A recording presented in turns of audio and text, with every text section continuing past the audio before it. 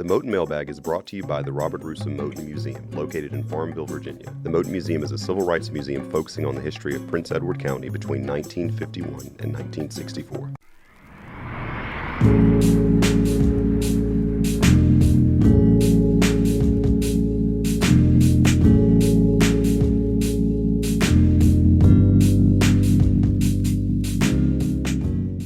Welcome back to the Moton Mailbag. My name is Kanan Townsend, Director of Education and Public Programs. And I'm Leah Brown, the Assistant Director of Education.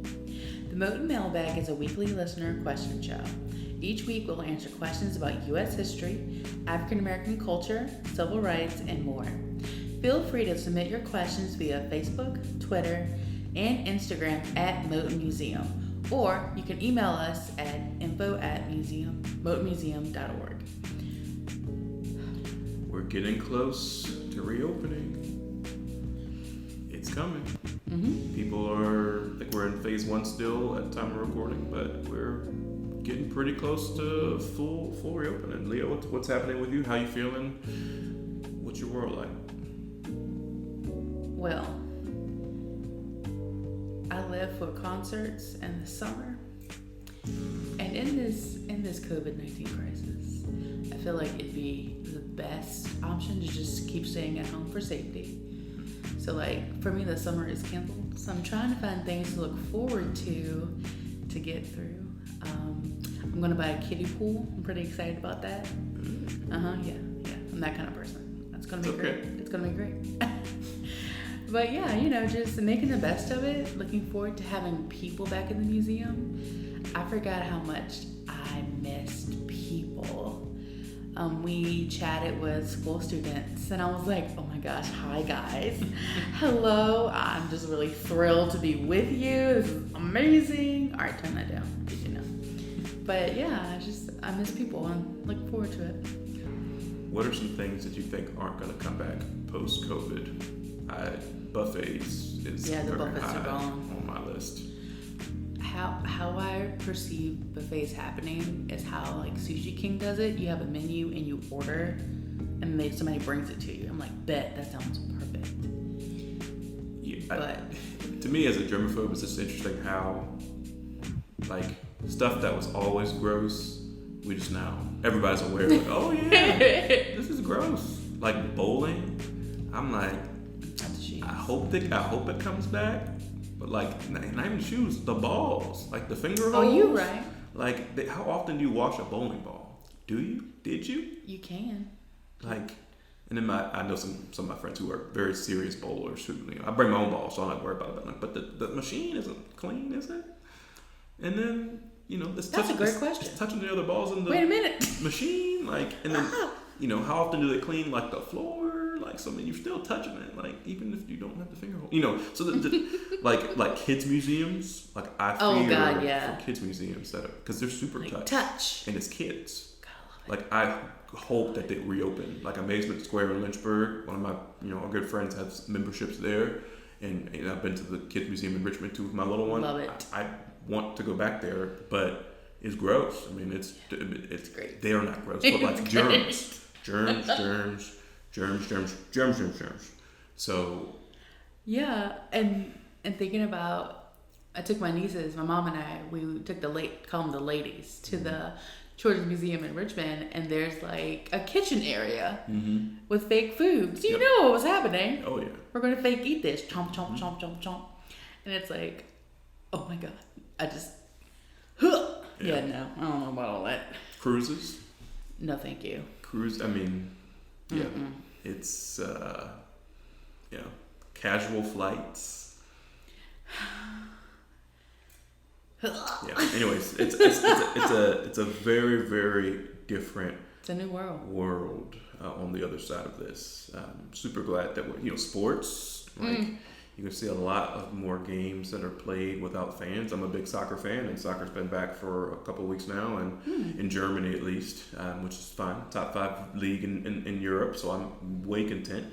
And it's just weird watching them play and no fans, but that's going to be the future because they're not going to fill these 40,000 plus stadiums. And if they do, they might fill it, third capacity or something like that, or to social distance. But anyways, it's just interesting. Oof. I saw a tweet this morning that was like, how can I be one of the 10 people you allow in this arena for this hockey game? And I was like, wow. Oh God, how could I be one of those 10 people? And I was like, well, it's just not going to happen. I'm just going to have to watch it online. It's not the same because it's the experience. Well, I'm supposed to graduate in October. So I'm just like, it's grad school. So like, there's already less people, but like, what we gonna do? You know, are we gonna sit every third seat or every fourth seat? That's a good question. Or like, you know, like how are we gonna line up? Like alphabetical order. I mean, we'll take up so much. Like, and then the undergrad commencement's the next day. So I'm like, well, you really ain't gonna be able to social distance 1,000 kids. You know, 1,000 adults. I said kids. Yeah, but, the 1,000 grown-ups, students. It's interesting. It's interesting. But anyways, on to the questions. Yeah. This is, so we can lift spirits after we talk about how much the world's going to be different. Are you ready? This is an easy question first. Easy. Are you asking or am I asking? I'll ask. Okay. Why is Moton important? I lied. It's not an easy question. I mean, it is. Moton. Why is Moton important? I mean, and by Moton we mean kind of the history, the spirit of Moton, not necessarily just Robert Russell Moton. I think Robert Russell Moton is a underrated person, but I'll answer that later in this podcast, actually. But Moton is important because of what Moton represents, and it's important because of the history. I mean, the themes that you can pull out of the story, you know, the resilience, the grit, you know, just the unwillingness to settle for less. You know, I think that spirit is very, very important, and that makes Moton very important. I think it's important because as young people, I think often kids don't get enough credit, and I will loudly continue to champion this, as I probably have in previous podcasts, but kids listen, kids are smart, kids are astute, kids are inquisitive, kids don't hate people, right? Kids aren't born hating people, it's learned behavior. You know, kids aren't biased. You know, kids, we could learn a lot. You know, if we let kids run our government, we probably would live in a much better society. I am a strong believer of that. Homeless people, oh, they don't have a place to live, let's give them a place to live. Hungry people, they don't have food to eat, let's give them food to eat. You know, I think kids are just genuinely care about people and each other, and, you know, and sometimes they can be silly and rude, but that's part of growing up. But my tangent aside, I think Moton's important just because of everything that it represents. And I think everybody learning this story eventually, Moton being as synonymous with U.S. history as the Declaration of Independence one day will continue to make, you know, the country and the world a better place, learning from the example of these students. What do you think, Leah? My ramblings aside. I mean, straight going off of that, like, this is a national story. This is a national story. One of the Brown v. Board cases. Yep. Like, again, students, like, Barbara Jones was 16. How many 16-year-olds do you know that would want to be willing to do something and be brave enough to do that? And they're out there. There. But then it's like to have a community support system behind you. I think that's the power of this story. You have a student who saw that her community needed something. The community decided as a unit, a group, because they knew something was coming. And then how, like, they rallied even when that something that was coming came with the school closings. Like, creating the training centers, it's kind of like making the best of a bad situation, trying to bridge the gap and help students. It's an awesome story just to think about how people, instead of just being like, oh, this sucks, it's like, all right, what can we do to fix this? How can we help?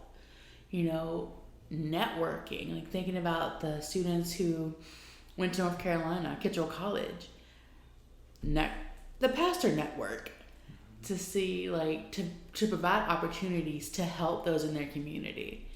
It's just a lot to take in because it tells multiple stories many times, like student agency, community importance, grassroots, right, politics. It's essential because Yeah, it's essential. The justice system. I mean, any civics topic, government topic, you can pretty much get at through the lens of the Moton School story. I think. All right, segueing off a little bit, Leah, question for you first. What is something that you've learned in history recently, or about history recently, that has maybe surprised you a little bit? Okay, two things. So May 3rd is Septima Clark's birthday. She was an African-American educator. She was a civil rights activist. Her goal, her plan was to teach literacy, which is one of my things, and have citizen workshops. And I was like, oh my God, yes. Because think about it, the engagement of literacy and education within the African-American community, it's vital. Mm-hmm. So to teach how to read and the importance of reading and writing, and then to teach, well, you're a citizen too, so you have holistic education. Mm-hmm. I was just in awe of her. I'm like, this is amazing. So she's on my to research list. And this is wow. All right, so question for you. What do you know about George Washington Carver? Peanuts, Buckingham, didn't invent peanut butter. Okay, all right, okay. Wait, no, that's Carter G who was in Buckingham. Dang it. So just peanuts. All right, so kind of like, to go off of that, that's what I knew too, except I have a bookmark and his face on it. And I read it the other day because why not? I mean, whatever, it's fine. So on the back of it, it's like, who am I? I'm like, peanut guy. False. Well, yes, but also like he did crop rotation. Mm-hmm. I love me some agriculture. There's no getting around it. Like grew up in a garden, didn't like it, learned to love it kind of thing. Okay, so Virginia soil, Virginia agriculture, how it works.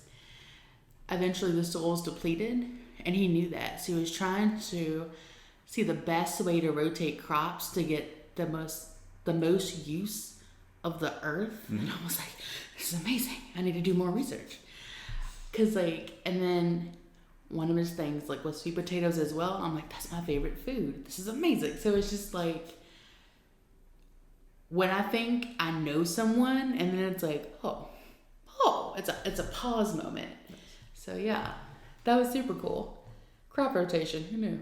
It's important. Yeah.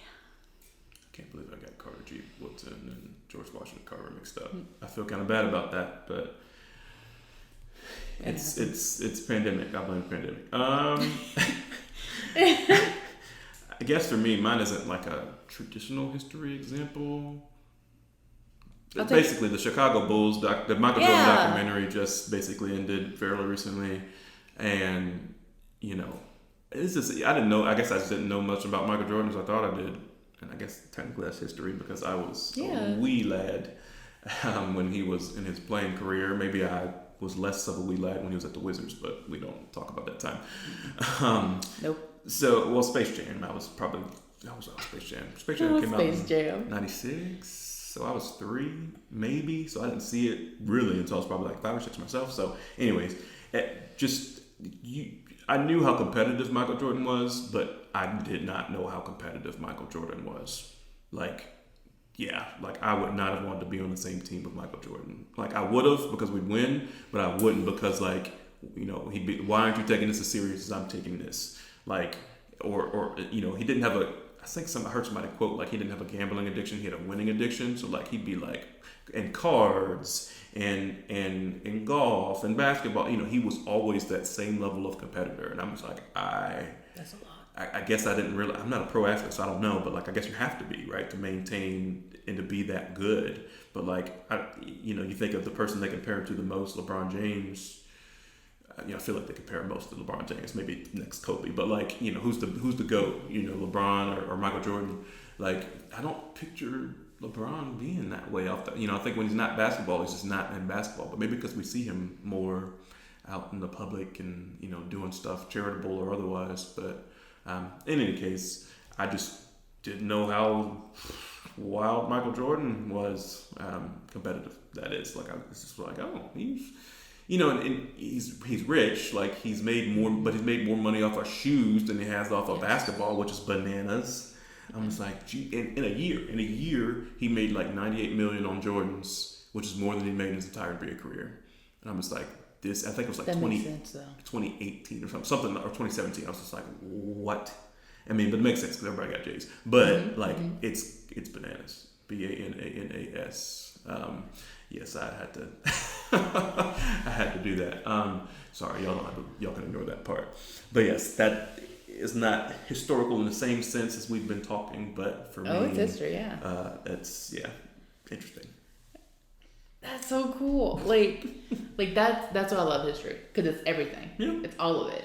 Like you said in like episode 2 or something, or 1. That's way far back. History of math, history of science, history of, there's history of sport, there's history of medicine. I mean, history is such a cool topic because everything has history. History is, I think, probably one of the only subjects that is interdisciplinary in and of itself, if that makes sense. Yes. It's because everything has a history and therefore history. All right, last question. We only have 3 today, but there are 3 good ones. Wait, isn't my turn to ask? I'll ask it. Okay. I think this is what we decided on. Yes. Who in history doesn't get the credit they deserve? Or who just gets overlooked?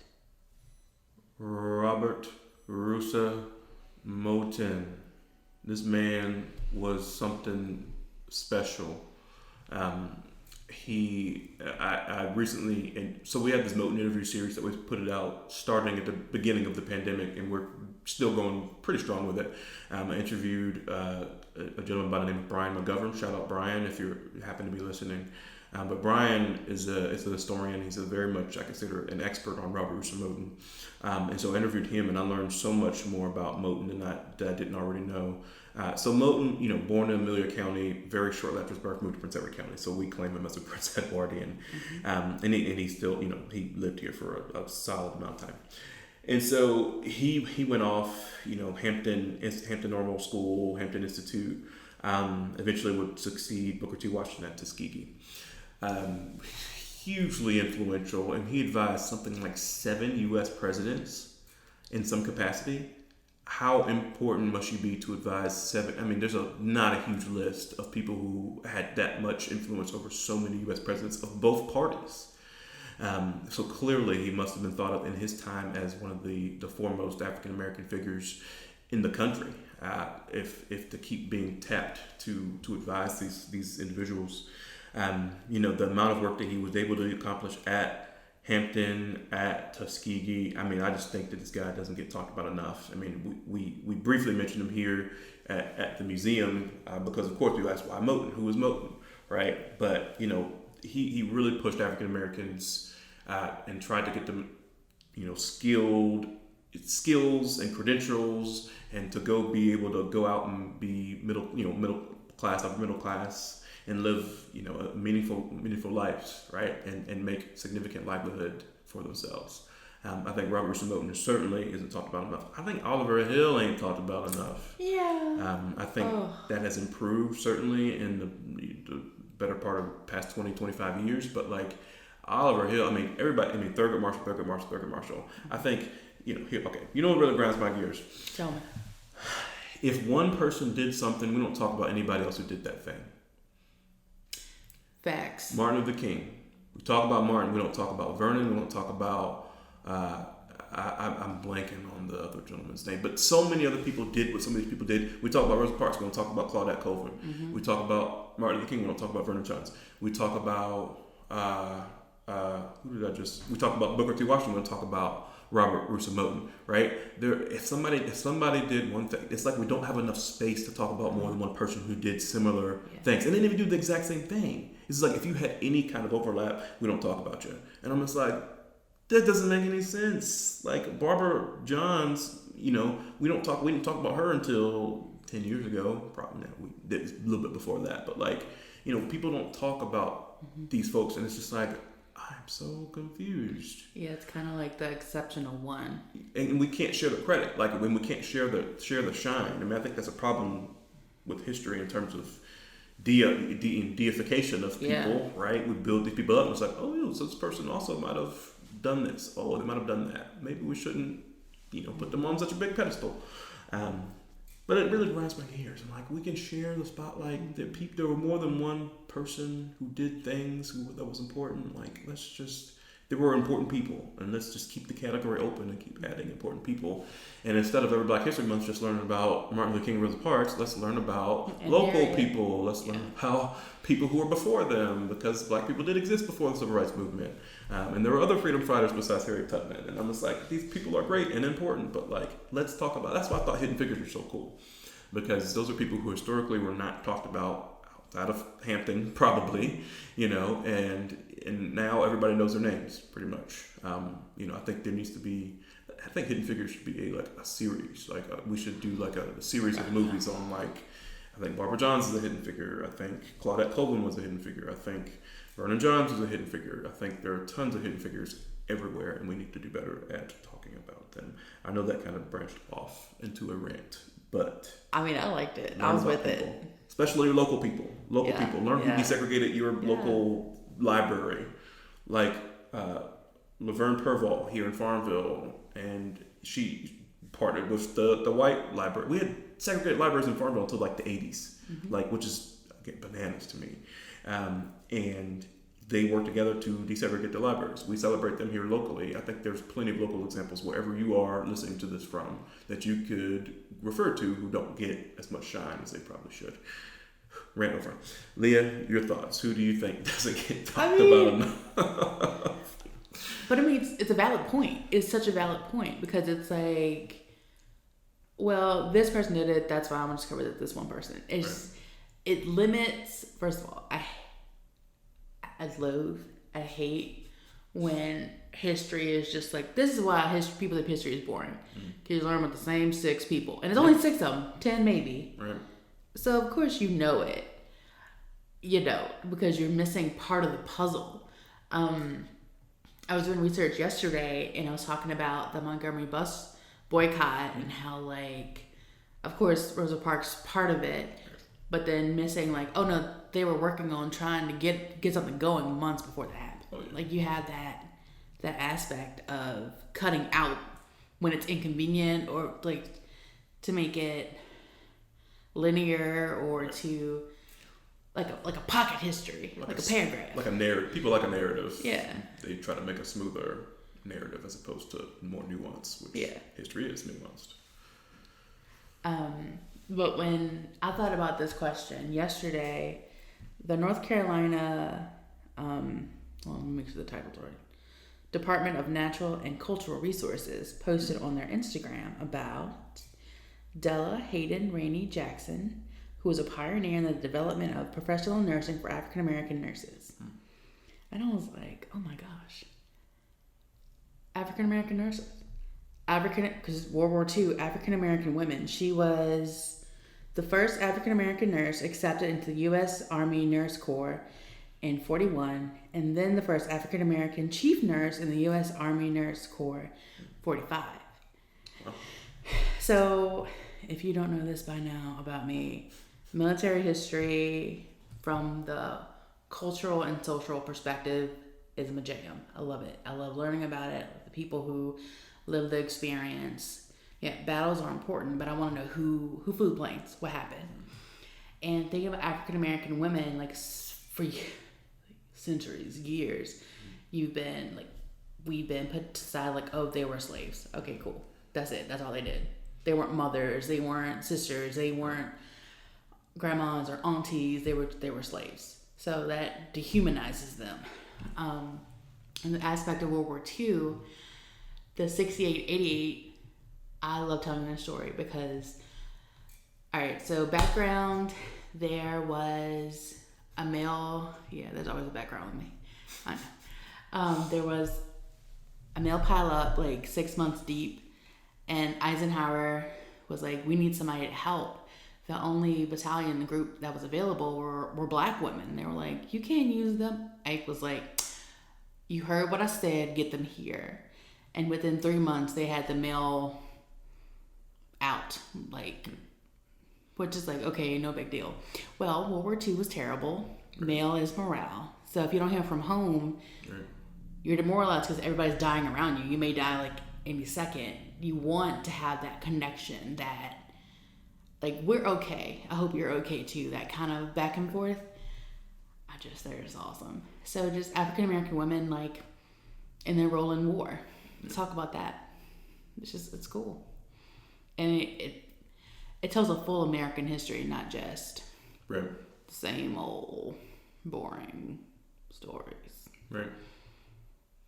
Yeah, I mean, I think if we talk about, let me actually, if we talk about black people in the military, who are the one set of people we talk about usually? Ski airmen. Does it? And there's no room for nobody else. Nobody else. Granted, it's real cool when you meet one. Right.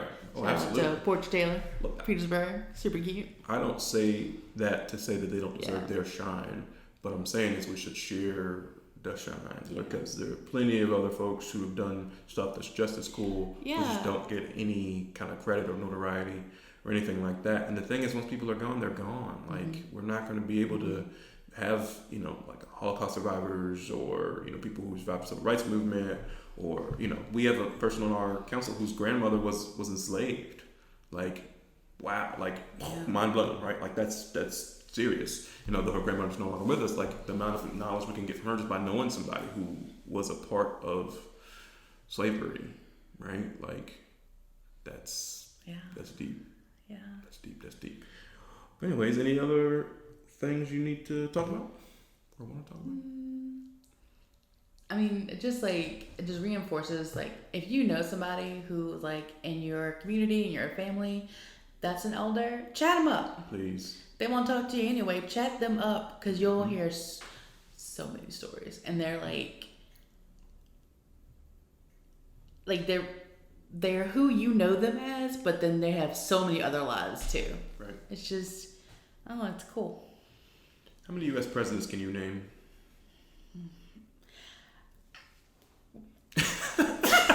That wasn't supposed to make y'all can't see it, but I'm sorry. Leah just short circuited when I asked her that question. Okay, because yesterday I saw this. I can tell you this now. Somebody goes to a tattoo parlor. Uh-oh. And they were like, so the tattoo artist, steady working, it's like, do you like lasagna too? They got a tattoo of Garfield, but they really wanted the 20th President Garfield as their tattoo. I don't know the kitty cat. What I'm more concerned about, the fact that you would want Andrew Garfield tattooed on your what? Anyways, the reason it's a can of worms. The reason I asked is because my same theory about not having multiple, like, who can name presidents 10 through 15, right? Some, but not many. Like, I can name you 1 through 6, and then 14 and 15, and then Lincoln, and then Johnson, and then maybe a few others.